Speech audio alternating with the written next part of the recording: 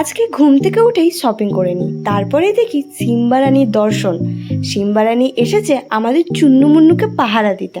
দেখতে পাচ্ছ, এই দৃশ্য কিন্তু অতি দুর্লভ, চট করে দেখা যায় না।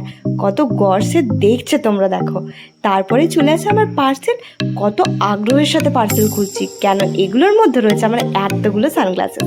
চান টান করে ফ্রেশ হয়ে গেছি, আর এই নতুন মামা আর্থের জেলটা নিয়েছি। জেলটা কিন্তু বেশ ভালো। তারপরে চলে আসে একটা পার্সেল। ঝটপট পার্সেলটা নিয়ে দুপুরের লাঞ্চটাও কমপ্লিট করে নিই। লাঞ্চ কমপ্লিট করে দুপুরবেলা আজকে একটা রেসিপি ট্রাই করেছিলাম, খুবই ভালো। আর যদিও ট্রাই করিনি, এটা আমি মাঝের মধ্যেই খাই। সুজির পরোটা দারুণ খেতে। আর যারা দেখোনি, নিচে রেসিপি দিয়ে দিচ্ছে, ঝটপট গিয়ে দেখে এসো, একদম মিস করো না। যারা নতুন টেস্টের পরোটা খেতে চায় তাদের জন্য তো একদম চুমো।